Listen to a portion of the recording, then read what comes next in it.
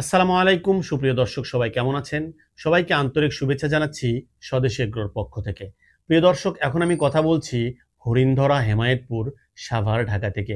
প্রিয় দর্শক গত পর্বের ভিডিওতে আমি আপনাদেরকে নিয়ে এসেছিলাম শহীদুল্লাহ এগ্রোতে, যেখানে ৩ তলা বিল্ডিংয়ে গরু পালন করা হচ্ছে এবং এই ৩ তলা বিল্ডিংয়ের নিচতলায় গরু এবং একেবারে ওপর তলায় কিন্তু চাষ করা হচ্ছে উন্নত জাতের ঘাস এবং এই ঘাসগুলো চাষ করা হচ্ছে একেবারেই হাইড্রোপনিক পদ্ধতিতে, যে পদ্ধতিতে মাটির সংস্পর্শ ছাড়াই ঘাস চাষ করা যায় এবং ১ কেজি ভুট্টা থেকে এই হাইড্রোপনিক পদ্ধতিতে প্রায় ৭ থেকে ৮ কেজি ঘাস উৎপাদন করা সম্ভব।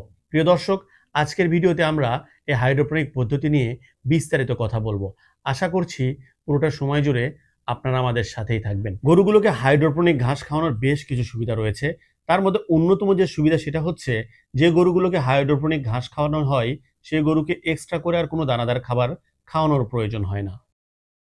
এটা হচ্ছে যে আমাদের যে হাইড্রোপনিক প্রজেক্টের ইয়েগুলা দেখতেছেন, যে আমাদের একই স্তরে স্তরে সাজানো আছে। এগুলো আমরা ভুট্টা বীজ দিয়া মানে কোনো প্রকার মাটি ছাড়াই, সম্পূর্ণ মাটি ছাড়া শুধু পানি স্প্রে করে একটা ভুট্টার বীজ থেকে ১ কেজি ৩০০ গ্রাম বীজ থেকে আমরা এখানে প্রায় ৭ থেকে ৮ কেজি ঘাস পাইতেছি। প্রত্যেকটা এরকম একটা ট্রেতে আপনার হচ্ছে ১ কেজি ৩০০ গ্রাম বা ৪০০ গ্রাম বীজ দেওয়া আছে। এই বীজটা থেকে আমরা ৭ থেকে ৮ কেজি ঘাস পাইতেছি। আর এই ঘাসটার অনেক বেনিফিট পাইতেছি আমরা। এটার বেনিফিট হইতেছে এই ঘাসটা আপনার এখানে সবুজ তাজা ঘাস পাইতেছে, প্লাস এই যে আমাদের যে বীজটা দিছিলাম, এই বীজটা কিন্তু এই যে দেখেন, বীজটা কিন্তু মানে এই নষ্ট ড্যামেজ হয়ে যায়নি, এই পুরোটাই ভালো আছে। এবং এর সাথে যে শেকড়টা, এই শেকড়টাও কিন্তু এই শেকড়টা মানে প্রচুর পরিমাণে এখানে ফাইবার আছে এবং ফাইবার, প্রোটিন, কার্বোহাইড্রেট সমৃদ্ধ। এইখানে একটা গরুর যে সমস্ত পুষ্টি চাহিদা আছে এটার মোটামুটি এখানে 99% এটা দিয়ে পূরণ করা আমার কাছে মনে হয়। এবং আমি নিজে এটা ট্রাই করে দেখলাম, আমার কাছে মনে হচ্ছে যে শুধু একটা হাইড্রোপনিক খাওয়ায়া, কোনো প্রকার দানাদার না খাওয়ায়া, পর্যাপ্ত পরিমাণে হাইড্রোপনিক খাওয়ায়া একটা গরুকে তার পুষ্টির চাহিদা পূরণ করা যাবে, তার কাছ থেকে ভালো একটা মানে আমরা বেনিফিট অর্জন করতে পারবো।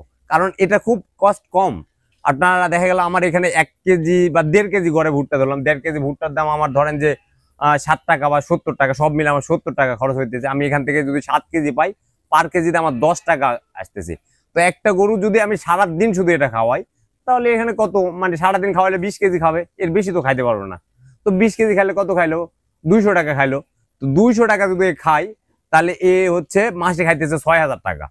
তো ৬০০০ বর্তমানে যে দানাদার খাবারের মূল্য, এই বাজারে ৬০০০ টাকা দিয়ে আপনি দানাদার খাওয়ায় কোনো গরু পালতে পারবেন না। নর্মালি আপনার ১০-১২ হাজার টাকা একটা গরুর পিছনে। তো সেখানে আমরা 0.5% করে নিয়ে এসেছি। যদি আমরা শুধু মানে হাইড্রোপনিক খাওয়াই, তাহলে আমরা এখানে শুধু মানে 0.5% দিয়ে আমরা এনে মানে ফিল আপ করতে পারতেছি।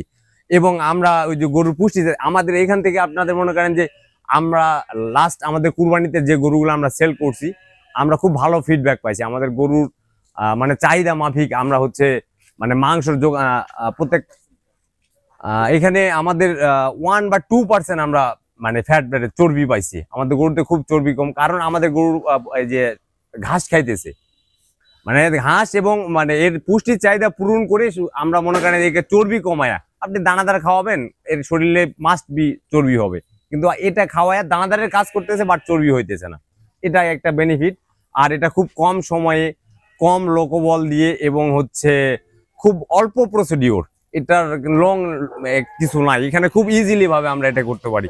এটা আমরা একটা সময় মনে করেন যে এই ভুট্টা বীজগুলো আমরা হচ্ছে পানিতে ভিজায় রাখি একটা নির্দিষ্ট সময়, তারপরে এটা আমরা একটু উঠায় এটা একটু ঝাপে রাখি, তারপরে এটা দেন ইয়েতে নিয়ে আসি, ট্রেতে নিয়ে আসি। ট্রেতে নিয়ে আসার পরে এখানে আমাদের সব কাজ শেষ। শুধু এখানে যে আমাদের অটোমেটিক ফডার আছে, এখান থেকে অটোমেটিক ভাবে স্প্রে হয়, শুধু পানি দেওয়া হয়। এই আজকে এটা দিছি, 7 দিন পর এটা আমরা এখান থেকে আমি 7 থেকে 8 কেজি ঘাস পাবো।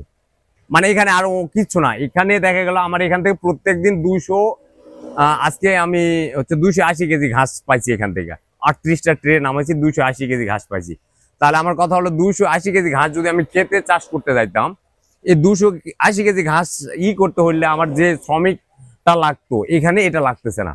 এটা আমি নিজে নিজে তদারকি করতে পারতেছি, সব আমি স্প্রে করতেছি, বা আমার যারা স্টাফ আছে তাদেরকে নিয়ে আমি, ওরা আমাকে হেল্প করতেছে, তাদেরকে নিয়ে আমি এটা মানে অন্যান্য কাজের পাশাপাশি এটা আমাদের অটোমেটিক ভাবে হয়ে যাচ্ছে। এটার জন্য আলাদা কোনো লোক লাগতেছে না বা আমাদের আলাদা কোনো টাকাও যাইতেছে না।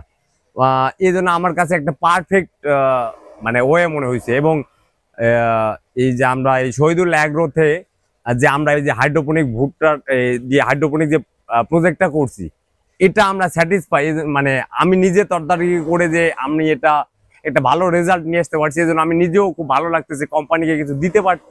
মানে আমরা পরবর্তীতে কি পাবো জানি না, তবে এখন এটা যে আমরা মানে সাকসেসফুল করতে পারছি এই জন্য আমি নিজে গর্বিত।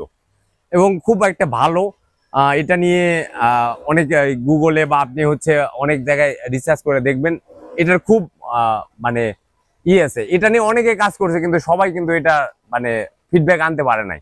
অনেকে কাজ করছে, মাঝপথে থামে গেছে।